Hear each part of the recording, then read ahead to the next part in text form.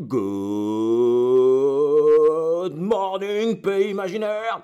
J'ai regardé Hook hier soir. Vous connaissez Hook, vous savez, c'est la suite de Peter Pan avec le capitaine Crochet. J'adore ce film, avec Dustin Hoffman.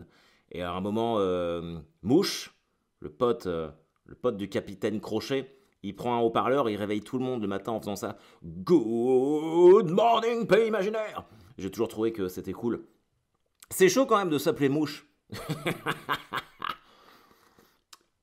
Genre, même si t'es techniquement un pirate, Mouche. Comment on a pu t'appeler Mouche? D'où ça vient ça? Mouche. Pourquoi pas Scarabée ou Coccinelle, tu vois? Mouche! Bienvenue les amis dans cette saison 2 du Point du lundi matin. Écoutez, je ne pourrais pas être plus heureux qu'aujourd'hui. Je suis absolument ravi de pouvoir tous vous retrouver. Vous avez vu, je pense que c'est l'intersaison la plus courte de l'histoire des intersaisons. Vous avez raté finalement que 15 jours de Point du lundi matin. Et moi également. Probablement que ça m'a plus manqué à moi qu'à vous. Quoique pas sûr. Parce qu'a priori, vous aimez bien écouter ça. Et moi, ça me fait plaisir. Non, il fallait absolument que... En fait, j'ai remarqué que le podcast, le Point du lundi matin, fait partie de ma routine hebdomadaire. C'est-à-dire que là, j'ai prévu de me remettre à travailler cette semaine. Et en fait, je peux pas commencer un lundi matin sans avoir fait le point du lundi matin. Sinon, j'ai pas l'impression d'avoir travaillé. Pour moi, ma semaine commence vraiment quand je fais le point du lundi matin. En plus, là, je suis dans mon bureau. Je viens de passer l'aspirateur, c'est tout propre. J'avais jamais passé l'aspirateur encore. Depuis 2 mois que je suis là. J'ai pas trop eu le choix. Samedi, il y a Elisabeth, une copine qui est venue dîner avec nous. Et donc, elle est venue voir mon bureau. Et vous savez, je suis sous les combles. Et elle a commencé à regarder les poutres sous les combles. Elle fait « Ah, trop belle les poutres !» Et puis elle s'est accrochée dessus. Forcément, il y a plein de poussières qui sont tombées par terre. Elle fait « Ah, mais t'as pas fait les poussières sur tes poutres ?» Genre, comme si moi, j'étais le genre de mec qui faisait la poussière sur ses poutres. Du coup, il y en avait plein partout. Donc bon, ce matin, je me suis motivé. Je me suis dit « Allez, aspirateur !» Et finalement, je dois dire que... Je dois admettre que c'est pas mal de rien avoir qui colle sous ses pieds. Voilà, c'est un environnement de travail très sain. J'aime bien, ça va être très cool. Par contre, je me dis qu'il faut absolument que je cache cet autographe de Clara Morgan où elle monte ses fesses. C'est pas top. C'est pas top quand ce sont les amis de ma femme qui viennent dans mon bureau. Quand c'est Fred ou d'autres potes à moi, ça passe. Parce que c'est vraiment le premier truc que tu vois en rentrant. Donc, peut-être qu'il faut que je le change de place. Je sais pas, vous en pensez quoi? Ça vous choquerait, vous? Un autographe de Clara Morgan qui monte ses fesses. Je l'ai eu, je connaissais pas encore ma femme. Donc, Bref, écoutez, j'espère que vous êtes peut-être encore en vacances. Si c'est le cas, eh bien écoutez, j'espère que vous serez plus chanceux que nous. Nous avons fait notre petite semaine en Dordogne. Ça a été vraiment incroyable. Je me suis vraiment bien détendu. Par contre, on a eu un temps de merde, de ouf, quoi. On n'a pas eu une seule journée de beau temps. Mais c'est pas grave. Vous savez quoi? Moi, ça m'a fait du bien. Ça m'a fait du bien, on était en famille, on regardait des films le soir, on avait 2 tentes, on avait une tente où on dormait, puis une tente où on stockait tous les trucs, genre la cuisine, la glacière, toutes ces conneries-là, et on avait mis une table à l'intérieur. Et j'avais pris, moi je prends toujours mon petit lecteur DivX portable quand je pars en vacances, comme ça quand tout le monde est couché, j'aime bien me regarder des films à la belle étoile. Bon bah là comme il pleuvait tout le temps, la belle étoile, tu l'oublies. Mais en fait on a regardé des films en famille, parce que normalement les enfants passent leur soirée au jeu à l'air de jeu avec les autres enfants, mais comme il pleuvait, on a regardé des films en famille et c'était vraiment très très cool. J'ai vraiment beaucoup aimé, j'ai pu profiter de ma famille. En plus, comme je vous le disais avant de partir en vacances, j'ai fait super gaffe à ma consommation d'alcool. Alors pas quand je suis arrivé, d'ailleurs j'en profite pour passer un petit coucou à toute la famille Lacroix, qui était au même camping que moi, en Dordogne. Et je sais qu'ils écoutent le pauvre cast, j'espère que vous êtes bien rentrés les amis et qu'on se verra à Rouen quand je passerai au théâtre à l'Ouest. Donc j'ai bu un petit coup avec eux, mais en même temps, c'est parce que voilà, j'avais ramené de la beubare. Donc voilà, ces petits chanceux ont eu l'occasion et l'honneur de goûter la beubare et je suis bien content.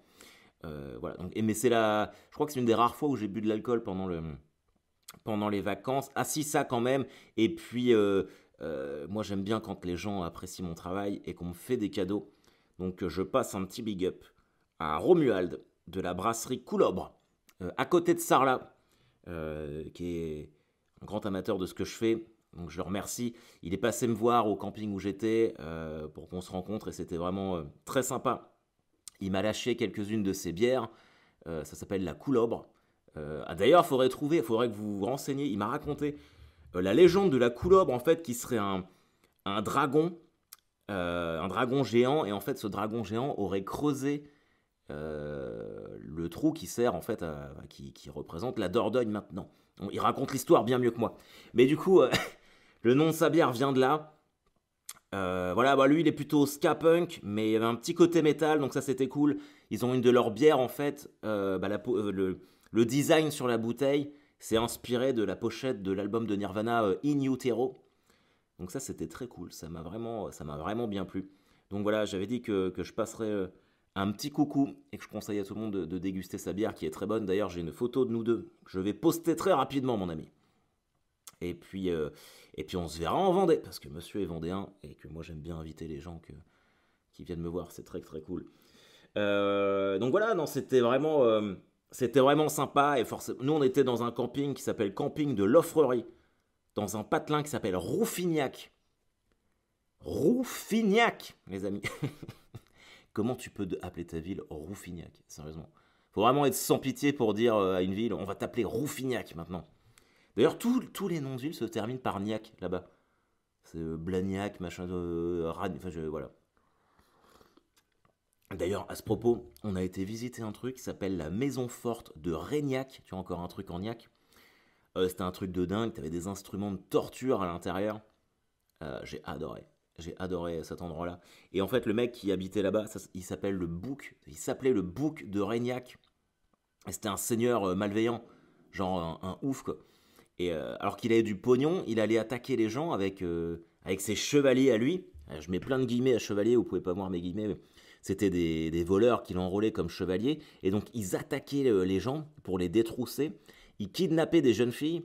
Et il avait une chambre, une pièce spéciale dans sa maison forte à Régnac. Où vraiment une pièce exiguë, t'avais pas de fenêtre. Et qui était dédiée juste au viol de ces jeunes filles. Et il faisait tourner avec ses serviteurs et tout, enfin un truc de dingue, quoi, un malade. Et ce mec-là, le bouc de Régnac, il attaquait les gens avec un masque en peau de lapin qui s'était fait. Mais c'est incroyable, l'histoire elle est ouf, elle est complètement dingue. Masque en peau de lapin. Donc il y a une reconstitution du masque dans la maison forte. Bon, après, moi, vous me connaissez, vous savez que j'adore tous ces trucs-là, donc j'étais comme un dingue de visiter ça. Et au sous-sol, donc à côté, maintenant, ils ont mis une boutique. T'avais un espèce de petit musée de la torture, mais là, mais putain, les trucs de fou. Alors j'ai relevé quand même mon top 3 des pires tortures. Il y en a un, c'est la veille. Il s'agit d'une sorte de petite pyramide sur laquelle on vous assoit nu. Alors selon qu'on soit un homme ou une femme, vous êtes la pointe est orientée sur l'anus ou le vagin. Et en fait, vous avez un système d'harnais et le bourreau rajoute des poids selon son humeur pour vous enfoncer de plus en plus sur la veille. Donc voilà, charmant. Euh, Alors je sais pas lequel je mets en numéro un. Non, je crois que j'aurais quand même resté sur le numéro 2 que j'avais, c'est le supplice de la chèvre.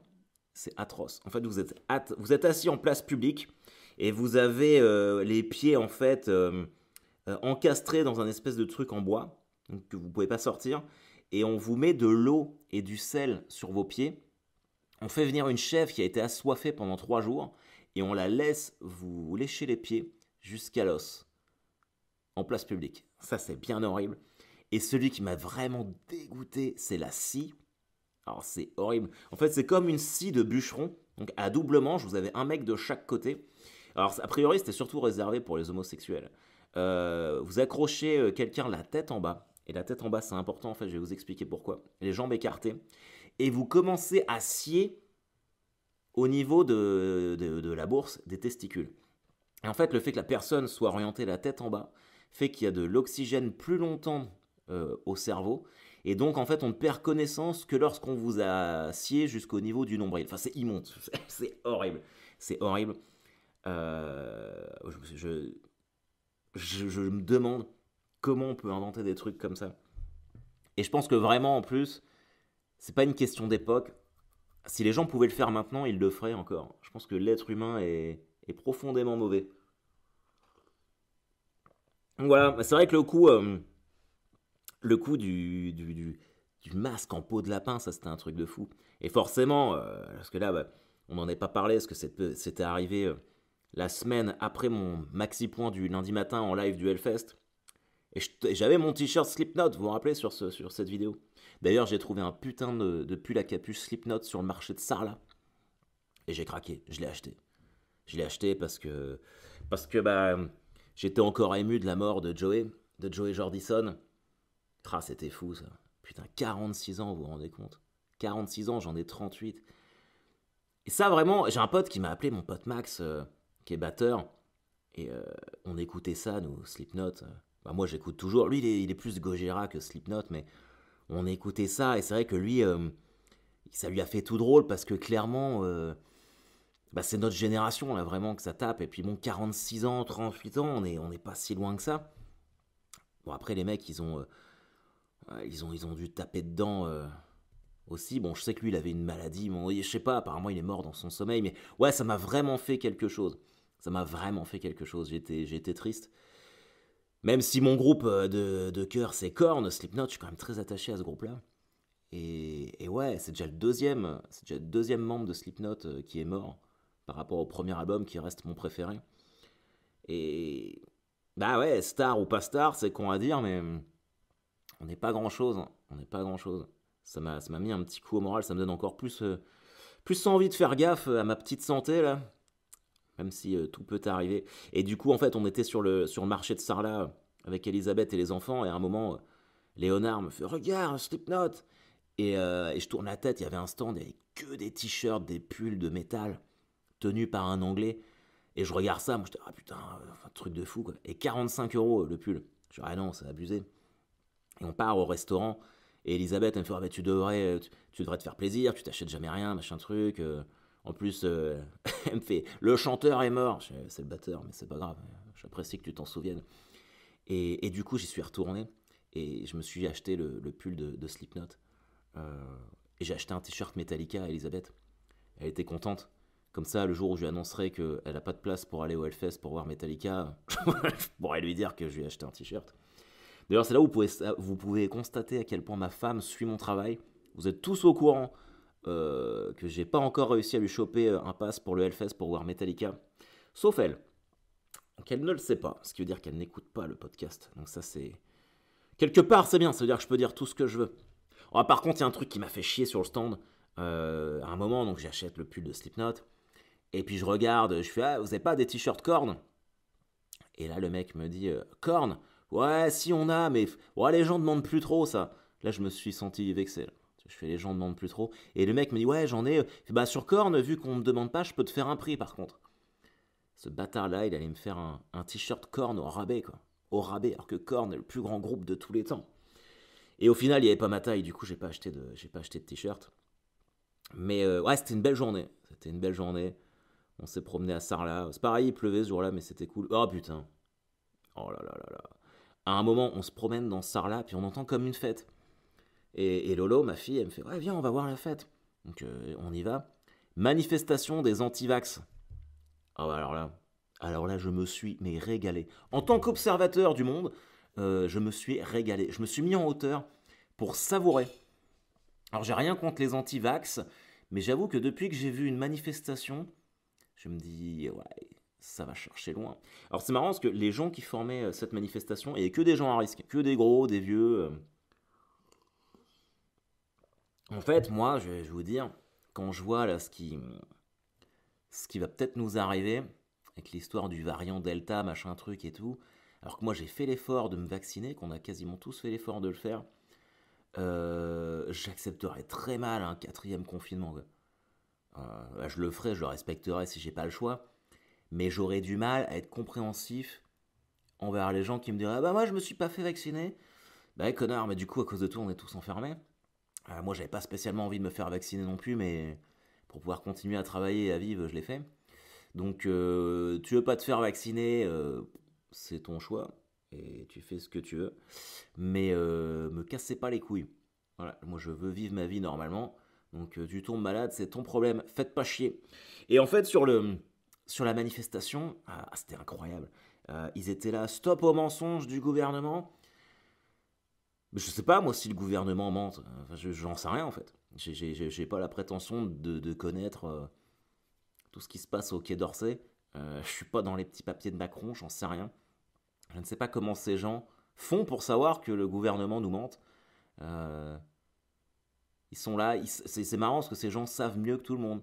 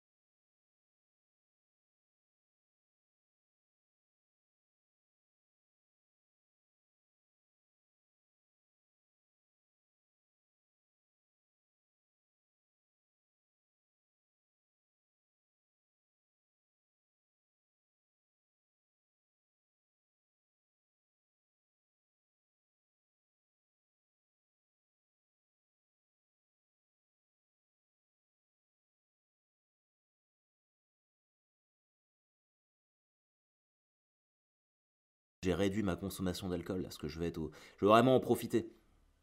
Donc ça va être très cool. Et puis, et du coup, je nous ai pris un petit Airbnb ce week-end pour pas me faire baiser au niveau de l'hébergement. Et j'ai commencé à sonder mes parents pour voir s'ils seraient OK pour garder les enfants, qu'on puisse partir juste tous les deux. Mais au cas où ça ne soit pas possible, il y a une chambre pour les enfants. Donc là, je suis paré. Elle pourra rien me reprocher, donc ça, c'est parfait. Voilà. Ouais, j'ai arrêté. J'ai commencé à arrêter. Je vous l'avais dit dans le précédent podcast. J'avais trop teasé en juin et juillet, là, quand j'ai repris la tournée. Et j'aime bien boire des coups avec les gens, mais là, c'était trop. Là. Donc, j'en pouvais plus. Mes performances sportives commençaient à s'en ressentir. Puis en plus, ça commençait à me faire de la tachycardie. Je commence à avoir le cœur qui s'emballe quand je bois trop de bière et que le soir dans mon lit, là, je sens que j'ai le cœur qui bat trop vite, j'aime pas ça. Du coup, je me suis mis aux bières sans alcool. Et si ça vous intéresse, je les ai toutes testées. Ils ont sorti une Brooklyn Lager sans alcool. Franchement, elle est mortelle. Et la Desperados aussi, c'est pas mal sans alcool. T'as vraiment l'impression de boire une vraie bière. Et bah là, samedi soir, par exemple, quand ma femme a invité ses amis, ils étaient tous au pinard, machin truc. Moi, j'étais avec mes binous sans alcool, sobriété. Le lendemain, ils avaient tous la gueule de bois. Moi, j'étais parti à 8 heures faire mon jogging. Et j'avoue que j'aime bien. De toute façon, ça fait partie de mes objectifs de l'année prochaine. Je vous le dis, là, on recommence une saison. Euh, En fait, l'année dernière, moi, je pensais vraiment que ça allait être un truc un peu galère. Et finalement, professionnellement, il s'est passé quand même pas mal de trucs très cool. Donc, je vais continuer sur ma philosophie de rien prévoir et de me laisser guider. Mais déjà, je travaille beaucoup. Et je pense qu'il faut que je travaille 1000 fois plus. Je pense qu'il faut que je sois encore meilleur que ce que je ne suis maintenant. J'ai vraiment envie d'atteindre le niveau auquel on m'attend. J'ai toujours l'impression de décevoir les gens. Donc, il faut vraiment que. Ouais, même en termes d'écriture, je suis en train de reprendre tout. Là, le fait d'avoir fait le discours au mariage de mon pote, j'ai complètement changé la façon d'écrire parce que c'était un discours, mais en fait, ça a tellement. Le fait de transmettre plus d'émotions et de parler de plus de. Je sais pas, ça a débloqué un truc dans ma tête en fait, une espèce de. euh, je sais pas. Je sais pas comment dire ça. Je crois que ça me manquait en fait. Pourtant, c'est personnel ce que je fais, mais ça ne l'était peut-être pas suffisamment. Et là, j'ai vraiment envie de distiller plus. Et puis Ouais, d'élever mon niveau, quoi. Alors, j'espère que j'ai pas atteint mon niveau maximal. C'est ça qui me fait peur, en fait. C'est de me dire, ouais, tu peux pas faire mieux que ça. J'ai envie de faire mieux que ça. J'ai envie d'aller plus loin. Toujours plus loin, plus fort, plus vite. Nanana. C'est pas, je crois que c'est la deuxième fois que je fais le générique d'Extrême Limite. Mais non, j'ai vraiment envie de step up. Et je veux développer d'autres trucs. Là. Je veux développer d'autres trucs. Je sais pas pourquoi, j'ai la sensation, je peux me tromper, hein, j'ai la sensation que le stand-up, les spectacles d'humour, on est sur une phase descendante. Les gens vont en avoir plein le cul très vite. Il y a trop d'humoristes, il y a trop de théâtre qui ouvre, il y a trop d'offres, tu la demandes. Faut que je me diversifie et que je trouve un truc en parallèle. Et j'ai des idées, mais vous me connaissez, tant que tant qu'il n'y a pas un petit soubresaut de possibilités que ça voit le jour, je n'en parlerai pas. Donc voilà. Et puis, euh, et puis c'est cool. C'est très très cool. Donc on va commencer en Ardèche à la fin du mois, à Tournon-sur-Rhône. Alors c'est marrant parce que. Et ça c'est pareil, je pense vraiment que c'est le fait de ne plus boire d'alcool. Je me repose plus. Bon, après, je sors de vacances, hein, c'est peut-être ça aussi. Mais là, je suis vraiment en mode healthy en ce moment. Vous vous rendez pas compte. Je fais du gainage tous les jours.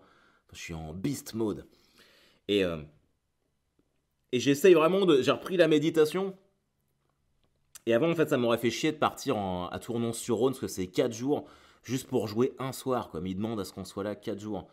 Et moi, j'aurais fait, ouais, casse les couilles, et immobilise 4 jours. Et en fait, là, je suis tranquille, je suis attends. C'est 4 jours, tout frais payé, en Ardèche. Il y a peut-être moyen qu'il fasse beau. Je joue là-bas un soir. Et puis le reste du temps, ça va me faire une petite mini-résidence d'écriture. Je vais pouvoir travailler sur mes autres projets. En plus, il y aura Juliette du Spot du Rire. Je vous ai déjà parlé de ce blog-là. Je pense que c'est vraiment le meilleur blog sur l'humour en France. Parce que bah déjà elle est totalement indépendante. Il n'y a pas un milliard non plus de blogs sur l'humour en France, mais elle a une plume, elle écrit très très bien. Elle écrit très très bien, cette jeune fille. Et donc elle sera là, donc ça va me faire plaisir de la voir. Par contre, bon, c'est un tremplin jeune talent. Moi, les tremplins jeune talent, j'en peux plus en fait. J'en peux plus dans le sens où j'ai 38 ans, donc j'ai l'impression d'arriver. Je suis pas jeune en fait, j'ai 38 ans. Donc jeune talent pour moi, voilà. Ça fait 10 ans que je fais ça en plus. Alors c'est vrai que j'ai pas une notoriété de ouf, mais du coup on peut pas dire que je débarque. J'ai quand même fait plein de trucs et là je sais que c'est mon dernier tremplin jeune talent, mais c'était un report de 2019. En plus les organisateurs sont très gentils et moi quand je m'engage à faire un truc, ça me fait chier de dire non en fait, de laisser tomber les gens. Donc j'y vais, donc ça va être très cool. Par contre, enfin, j'y vais pas dans l'esprit de gagner. Je pense que je vais faire pas mal de tests. Alors ce qui est cool, c'est qu'il y a quand même la place pour faire 30 minutes. Donc ça fait plaisir. 30 minutes.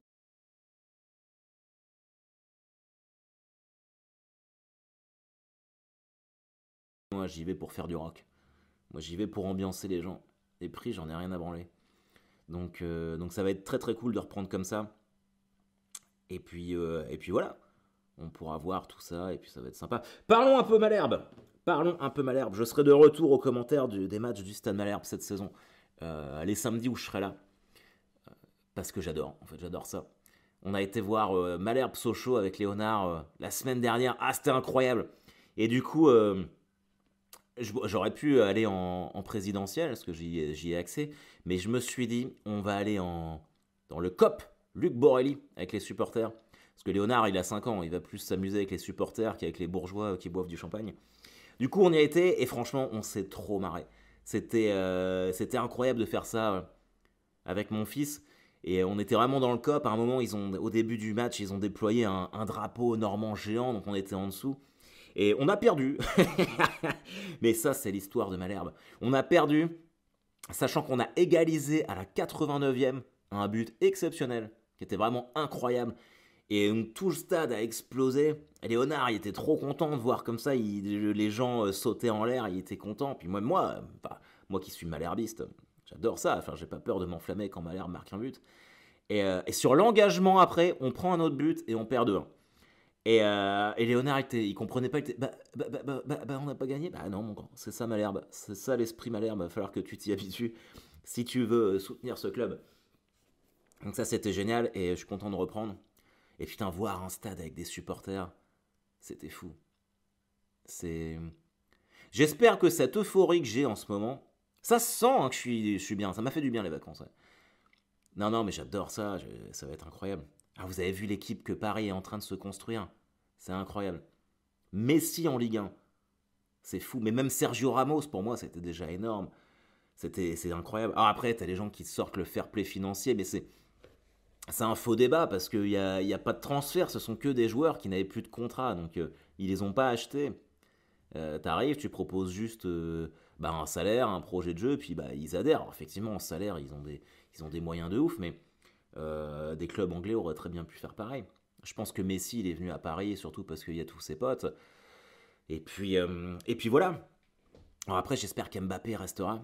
Euh, Après, voilà, il fait ce qu'il veut. S'il veut partir à Madrid, il peut partir à Madrid. Mais moi, j'aime bien. Enfin, je trouve que déjà, j'adore ce joueur. Et puis, Léonard, c'est son joueur préféré. Donc, du coup, ça le ferait chier. Là, on a essayé. Je lui ai dit, on va essayer d'aller voir Paris cette année. Là. On va essayer d'y aller. Mais je regardais rien que les places. Là, je commençais à regarder. Pour Paris, Clermont Foot. Clermont, qui est probablement l'équipe la plus pétée du championnat. Même s'ils font un bon début de saison. Mais à mon avis, ça descendra quand même. 94 euros la place la moins chère pour aller voir Paris Clermont Foot. Donc vu qu'on est deux en comptant le trajet, tu lâches quand même 250 euros. Donc on va voir si je peux pas essayer de dégoter ça autrement. Depuis combien de temps je parle là? Putain, 25 minutes. 25 minutes sans s'arrêter. C'est pas beau ça? Ah, mais oui, mais j'ai oublié de vous dire. La bonne nouvelle, c'est que si vous écoutez ce podcast d'aujourd'hui, c'est que j'ai enfin Internet chez moi. Wouh! Alors vous enflammez pas, c'est la DSL. Hein. Voilà. Donc c'est la DSL. Mais bon, c'est un ADSL assez correct, dans le sens où j'ai Netflix en HD quand même. Donc ça c'est cool. Le problème, mais bon, ça va se régler. J'essaye de faire attention à mon cœur. Le problème, c'est que comme on vit dans une maison assez grande, en pierre très épaisse, le Wi-Fi n'arrive pas jusqu'à mon bureau. Donc il faut que je pose des bornes CPL ou je sais pas quoi. Donc il faut que j'aille chez SFR faire ça. Mais du coup, je peux vous poster le pauvre cast aujourd'hui. Donc ça me fait très plaisir. En tout cas, les amis, voilà, je suis absolument ravi de vous avoir retrouvé. Dès que j'ai le Wi-Fi dans mon bureau, on pourra reprendre les questions de culture générale. Vous vous rappelez quand j'ai fait ce questionnaire Marvel où on n'a jamais eu les réponses? En tout cas, on essaiera de faire ça. Si vous êtes en vacances, profitez bien de vos vacances. Profitez bien de votre famille ou de votre solitude ou de vos amis. Reposez-vous. On a une année qui va être peut-être compliquée, je pense, ou pas, mais on aura besoin de tout le monde, de tous les soldats. Voilà, et puis je vous serre tous très fort dans mes bras. Allez, Malherbe.